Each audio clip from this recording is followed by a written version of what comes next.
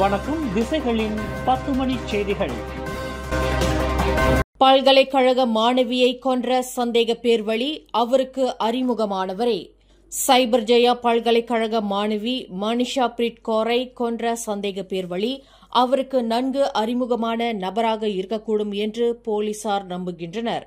20 வயது மனிஷா பிரீத் கௌர் படுகொலை தொடர்பில் அவர் தங்கியிருந்த கொண்டோமினியம் வீட்டில் போலீசார் மேற்கொண்ட சோதனையில் அந்த வீட்டிற்குள் வெளியாட்கள் அத்துமீறி நுழைந்ததற்கான எந்தவொரு தடயங்களும் இல்லை என்பது பூர்வாங்க விசாரணையில் தெரிய வந்துள்ளது என்று செப்பாங் மாவட்ட போலீஸ் தலைவர் ஏசிபி நோர் இசாம் பஹமான் தெரிவித்தார்.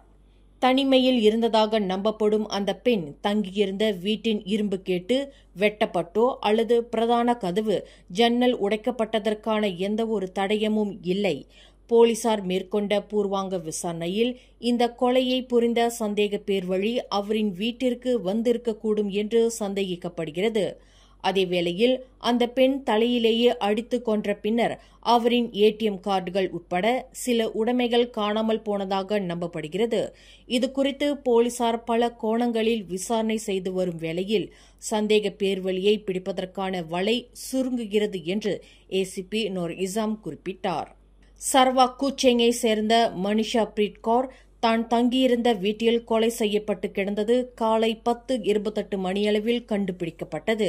அந்த மாணவியின் தலையிலேயே கூர்மையான பொருளை கொண்டு தாக்கப்பட்டதாக சவ பரிசோதனையில் தெரியவந்துள்ளது. பல்கலைக்கழக மாணவி மனிஷா பிரீத் கௌர் படுகொலை தொடர்பில் அரச மலேசிய போலீஸ் படை தனது விசாரணையை தீவிரப்படுத்த வேண்டும் என்று அந்த மாணவியின் நெருங்கிய உறவினர்கள் கேட்டுக் கொண்டுள்ளனர்.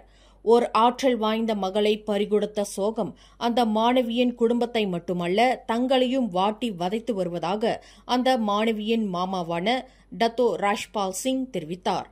பல்கலைக்கழக தங்கும் விடுதியில் நிகழ்ந்த இந்த சம்பவத்தை தாங்கள் கடுமையாக கருதும் வேளையில் பாதிக்கப்பட்ட குடும்பத்தினருக்கு நீதி கிடைக்க வேண்டும். இந்நிலையில் தங்கள் உறவுக்கார பிள்ளையின் மரணத்திற்கு காரணமாக இருந்த நபர் கைது செய்யப்படுவதற்கு போலீசார் தனது விசாரணையை தீவிரப்படுத்த வேண்டும் என்று அந்த பெண்ணின் நல்லடக்க சடங்கில் கலந்து கொண்ட டத்தோ ராஜ்பால் சிங் கேட்டுக் கொண்டுள்ளார். மலேசிய ஆயுதப்படையில் மலாய்க்கார அல்லாத ஒருவர் லெப்டினன்ட் ஜெனரலாக நியமிக்கப்பட்டது குறித்து மலாக்கா மாநில பெரிக்காத்தன் நேஷனல் பெருமிதம் கொள்வதாக அதன் மலாக்கா மாநில தலைவர் பக்ரி ஜமாலுடன் பெருமிதம் தெரிவித்துள்ளார். லெப்டினன்ட் ஜெனரல் பொறுப்புக்கு ஜானி லிம் எங்செங் நியமிக்கப்பட்டது மிகப்பெரிய கௌரவமாகும். மலாக்கா மாநிலத்தில் பிறந்து வளர்ந்த ஒருவர் ஆயுதப்படையில் உயரிய பொறுப்புக்கு நியமிக்கப்பட்டது மூலம் மலாக்கா மாநிலம் பெருமை கொள்வதாக பக்ரி ஜமாலுடன் ஓர் அறிக்கையில் தெரிவித்துள்ளார்.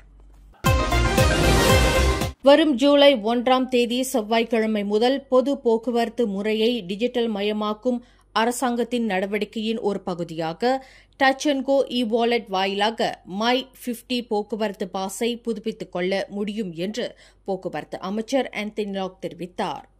பயனர்கள் ஈனோ யோ கஸ்டமர் அல்லது இகேஒய்சி முறையின் வாயிலாக மலேசிய குடியுரிமையை சரிபார்த்துக் கொள்ளவும் இது உதவும் என்று ஆந்தனி லாக் குறிப்பிட்டார்.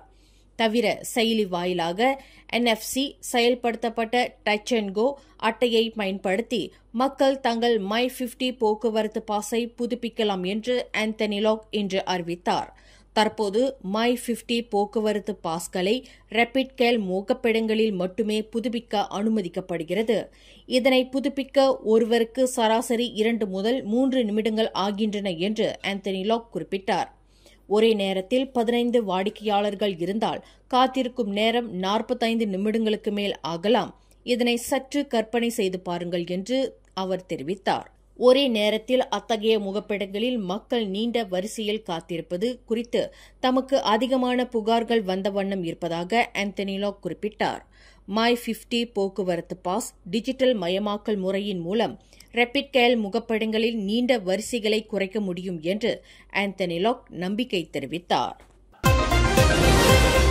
போலீசாரின் உத்தரவையும் மீறி காரை செலுத்திய ஒரே குடும்பத்தைச் சேர்ந்த மூவர் சுமார் 15 கிலோமீட்டர் தூரம் வரை விரட்டி செல்லப்பட்டு வளைத்து பிடிக்கப்பட்டனர்.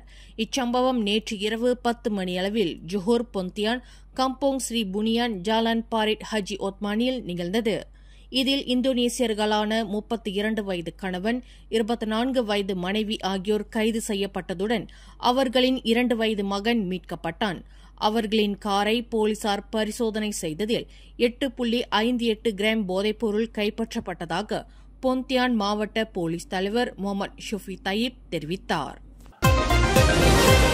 அனைத்துலக தயாரிப்பு நிறுவனங்களுக்கான ஸ்கிரிப்ட் ஒப்புதல்கள் உட்பட திட்டமிடல் விண்ணப்பங்களுக்கான செயலாக்க நேரத்தையும் நடைமுறை சிக்கல்களையும் குறைப்பதில் தொடர்புத்துறை அமைச்சு வெற்றி கண்டுள்ளதாக அதன் அமைச்சர் டத்துஃபாமி ஃபசீல் தெரிவித்தார்.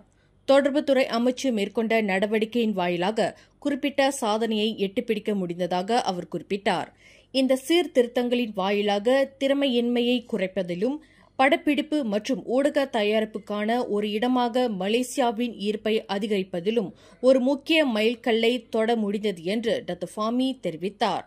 நாட்டில் திரைப்படம் எடுக்க விரும்பும் தயாரிப்பு நிறுவனங்களுக்கு ஸ்கிரிப்ட் சரிபார்த்தல் ஒரு முக்கிய தேவையாக இருப்பதால் இது தேசிய திரைப்பட மேம்பாட்டுக் கழகத்திற்கு பெருமை சேர்க்கும் சாதனையாகும் என்று டத்துஃபாமி இன்று புகழ்மாலை சூட்டினார். சிவப்பு நாடா எனும் செயலாக்க நேரத்தை குறைப்பதற்கான சீர்திருத்தங்களை வெற்றிகரமாக செயல்படுத்திய 3 அமைச்சுகளில் தகவல் தொடர்பு அமைச்சும் ஒன்றாகும். இந்த சாதனைக்கான சிறப்பு பாராட்டு சான்றிதழை அது பெற்றிருப்பதாக டத்துஃபாமி குறிப்பிட்டார்.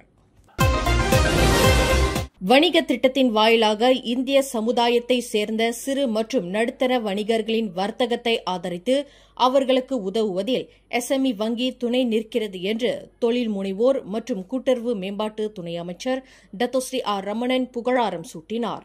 இந்திய வணிகர்கள் தங்களின் வணிகத்தை பெருக்கிக் கொள்வதற்கும் அதற்கான கட்டமைப்பை விரிவுபடுத்திக் கொள்வதற்கும் எஸ்எம்இ வங்கியின் வாயிலாக 140 மில்லியன் ரிங்கெட் வரை கடனுதவி ஒதுக்கீடு செய்யப்பட்டுள்ளதாக டத்தோஸ்ரீ ரமணன் குறிப்பிட்டார். இந்திய சிறு தொழில் வணிகர்களின் மேம்பாட்டிற்காக வணிகம் எனும் திட்டம் கடந்த மார்ச் மாதம் அறிமுகம் செய்யப்பட்டது. இத்திட்டத்திற்கு எஸ்எம்இ வங்கியின் வாயிலாக முதலில் 50 மில்லியன் ரிங்கெட் ஒதுக்கீடு செய்யப்பட்டது. தற்போது இந்த தொகை 140 மில்லியன் ரிங்கெட்டாக ஒதுக்கீடு செய்யப்பட்டுள்ளதாக டத்தோஸ்ரீ ரமணன் குறிப்பிட்டார். தமக்கு தெரிவிக்கப்பட்டுள்ள தகவலின்படி இந்தியர்களுக்கான இந்த வணிக பிரிவு வாயிலாக எஸ்எம்இ வங்கி இவ்வாண்டு மே மாதம் வரையில் மொத்தம் 125.6 மில்லியன் ரிங்கெட் நிதி உதவியை அங்கீகரித்துள்ளது. இந்திய சிறு மற்றும் நடுத்தர வணிகர்களின் ஜீவாதாரத்தையும் அவர்களின் வளர்ச்சியையும் ஆதரிப்பதில் மடானி அரசாங்கம் தீவிர ஈடுபாடு கொண்டுள்ளது என்பதையே இது நிரூபிக்கிறது என்று டத்தோஸ்ரீ ரமணன் தெரிவித்தார். கோலாலம்பூரில் இன்று இந்தியர்களுக்கான வணிக திட்டத்தின் ஒரு பகுதியாக நிதி உதவி வழங்கும் நிகழ்விற்கு தலைமையேற்று செய்தியாளர்களிடம் பேசுகையில் டத்தோஸ்ரீ ரமணன் இவ்வாறு தெரிவித்தார்.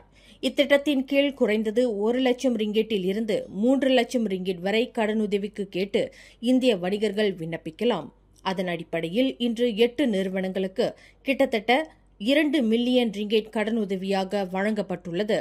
பயன்பெற்றவர்கள் இந்த நிதியுதவி திட்டம் குறித்து மற்ற இந்திய வணிகர்களுக்கு வழிகாட்ட வேண்டும் என்று டத்தோஸ்ரீ ரமணன் கேட்டுக் கொண்டார். விஷயம் என்ன முக்கியம்னா எல்லாரும் இன்னைக்கு இந்த திட்டங்கள்லேருந்து அவங்க பெனிஃபிட் பண்ணியிருக்காங்க. அவங்களோட கம்பெனி இல்லைன்னா அவங்களோட பிஸ்னஸ் இல்லைன்னா அவங்க சொந்தಕ್ಕೆ அவங்க பெனிஃபிட் பண்ணியிருக்காங்க. அதுக்காக என்னோட விஷயம் என்னன்னா அவங்கள இது போயிட்டு அவங்களோட கூட்டாளிகிட்ட ஃபேஸ்புக்கில் இல்லைன்னா இன்ஸ்டாகிராமில் இல்லைன்னா ட்விட்டரில் அவங்க போடணும். மக்களுக்கு தெரியணும் இந்த ப்ரோக்ராம் எல்லாம் இருக்குது. சில பேர் இந்த ப்ரோக்ராம் ஆரம்பிக்கு என்னோட கூட்டாளிங்க பாகங்கலேருந்து வந்திருக்காங்க. அவங்களும் கேட்டிருக்காங்க எப்படி இந்த ப்ரோக்ராம் எல்லாம் அப்ளை பண்ணுறோம்.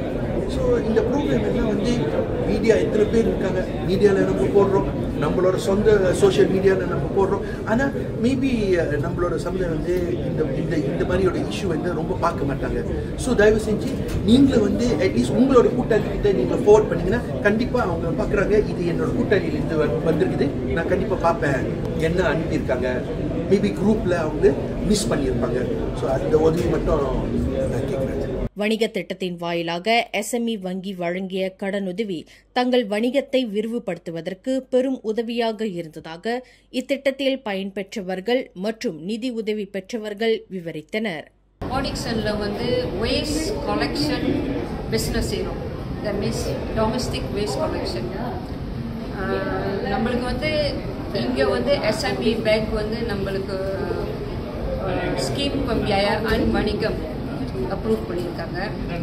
இந்த லோன் வந்து நம்மளுக்கு ரொம்ப முக்கியமாக தேவைப்பட்டது. ஏன்னா நம்ம ஒரு வாகனம் வாங்கணும், ஒரு காம்பேக்டர் வாங்கணும். அதுக்கு அவங்க வந்து ரொம்ப ஸ்லோவமாக நம்மளுக்கு வந்து அப்ரூவல் கொடுத்துருக்காங்க. பேர் சதீஷ், மஹாலேருந்து வந்திருக்கேன். சன்வாட்டோஸ் மிஸ்ஸஸ் number base from Maha. Transportation company வச்சுருக்கேன், பஸ்ஸஸ் சர்வீசஸ். தென் இந்த வணிகம் இது வந்து ரொம்ப கம்பெனிக்கு ஹெல்ப்ஃபுல்லாக இருக்குது. இது என்னன்னு கேட்டிங்கன்னா, எங்களோட பழைய யூனிட்டை வந்து நியூ யூனிட்டை வந்து நம்ம மாற்றுறதுக்கு ரொம்ப ஹெல்ப்ஃபுல்லாக இப்போதைக்கு இருக்குது. ஸோ நம்ம டாக்டர் ஸ்ரீ ரமணனுக்கும் நம்ம எஸ்எம்இ பேங்க்கும் ரொம்ப நன்றி தெரிவிச்சுக்கிறேன். லாஜிஸ்டிக், போக்குவரத்து, பயணிட்டாளர் பொருட்கள், உள்ளூர் மசாலா பொருட்கள், தகவல் தொடர்பு பொறியியல், அழகு சாதன பொருட்கள், தகவல் தொழில்நுட்பம் மற்றும் வணிக மேம்பாடு போன்ற பல்வேறு துறைகளில் உள்ள நிறுவனங்களைச் சேர்ந்த இந்தியர்கள் எஸ்எம்இ வங்கியின் மூலம் பலன் பெற்றுள்ளதாக தெரிவித்தனர். கடந்த 2018ஆம் ஆண்டு தனது 9 வயது மகளை கொன்ற குற்றத்திற்காக தூக்கு தண்டனை விதிக்கப்பட்ட தந்தை ஒருவருக்கு அத்தண்டனையை புத்ராஜயா அப்பீல் நீதிமன்றம் இன்று நிலைநிறுத்தியது. 3 அடங்கிய நீதிபதிகள் குழுவிற்கு தலைமையேற்ற அப்பீல் நீதிமன்ற நீதிபதி ஹமட் ஜைடி இப்ராஹிம் சம்பந்தப்பட்ட நபர் புரிந்த குற்றத்திற்கு சிரம்பான் உயர்நீதிமன்றம் விதித்த மரண தண்டனை நிலைநிறுத்துவதாக தீர்ப்பில் குறிப்பிட்டார். ஒரு முன்னாள் ராணுவ வீரரான 43 வயது முகமது அப்துல்லா முகமது கடந்த 2018ஆம் ஆண்டு இரவு 11:30 மணியளவில் நகரி சம்பிலான் போர்டெக்சன் லுக்குட் தமன் விஸ்தா ஜெயாவில் உள்ள தனது வீட்டில் 9 வயது மகளை கொன்றதாக குற்றச்சாட்டில் தெரிவிக்கப்பட்டது. தொழுகையில் ஈடுபடவில்லை என்பதற்காக அந்த 9 வயது சிறுமியையும் அவரின் தங்கையுடன் சேர்த்து உடலை தாழ்த்தி எழுந்திருக்கும் புஷ்-அப் முறையை 500 தடவை செய்ய சொல்லி அந்த சிறுமியை கொன்றதாக முகமது அப்துல்லா குற்றஞ்சாட்டப்பட்டார். தனது 6 மாத கர்ப்பிணி மனைவிக்கு மரணம் விளைவித்த குற்றத்திற்காக ஆடவர் ஒருவருக்கு சண்டகான் உயர் நீதிமன்றம் இன்று 20 ஆண்டு சிறை தண்டனை விதித்தது. 38 வயது முகமது ருஸ்டி முகமது நூர் என்ற அந்த நபர் தனது மனைவிக்கு மரணம் விளைவித்துள்ளார் என்பதற்கு போதுமான ஆதாரங்களை நிரூபிப்பதில் ப்ராசிக்யூஷன் தரப்பு வெற்றி கண்டுள்ளது என்று உயர் நீதிமன்ற நீதிபதி டத்தோ செலஸ்டினா ஸ்துல்காலிட் தமது தீர்ப்பில் தெரிவித்தார். கடந்த 2022ஆம் ஆண்டு நவம்பர் 9ஆம் தேதி சண்டகான் ஜாலான் உத்தாராவில் உள்ள ஆடம்பர அடுக்குமாடி வீட்டில் ஒரு மருத்துவரான 36 வயது டாக்டர் அஸ்மா அப்டில் ரஜாப்பிற்கு மரணம் விளைவித்ததாக அந்த நபர் மீது குற்றச்சாட்டு சுமத்தப்பட்டது. ஒரு மருத்துவரான தனது மனைவி 6 மாத கர்ப்பிணி என்று தெரிந்திருந்தும் அவருடன் வெறித்தனமான உடலுறவில் ஈடுபட்டு அந்த பெண்ணுக்கு மூச்சடைப்பை ஏற்படுத்தியதாக அந்த நபருக்கு எதிரான குற்றச்சாட்டில் தெரிவிக்கப்பட்டது. ஒரே வீட்டில் தங்கியிருந்த இருவருக்கு இடையில் ஏற்பட்ட கைகலப்பில் ஒருவர் வெட்டிக் கொல்லப்பட்டார். இந்த சம்பவம் நேற்றிரவு 11:26 மணியளவில் சுங்கைபுலோ கம்போங் கூபுகாஜாவில் நிகழ்ந்தது. இதில் 33 வயதுடைய நபர் நெஞ்சு பகுதியில் கடுமையான வெட்டுக்காயங்களுடன் வீட்டின் அறையில் இரத்த வெள்ளத்தில் இறந்து கிடந்தது கண்டுபிடிக்கப்பட்டதாக சுங்கைபுலோ மாவட்ட போலீஸ் தலைவர் அவிஸ்னோர் தெரிவித்தார். இக்கொலை தொடர்பில் அந்த ஆடவருடன் தங்கியிருந்த 40 வயது மதிக்கத்தக்க நபரை போலீசார் கைது செய்துள்ளனர். கிளாந்தானைச் சேர்ந்த அந்த நபர் 3 தினங்களுக்கு முன்புதான் அந்த வீட்டிற்கு வந்ததாக நம்பப்படுகிறது என்று அவிஸ்னோர் குறிப்பிட்டார். மேலும் செய்திகளை தெரிந்து கொள்ள கீழே இருக்கும் பெல் பட்டனை அழுத்துங்கள். உங்கள் மகிழ்ச்சியை வெளிப்படுத்த லைக் மற்றும் ஷேர் செய்யுங்கள்.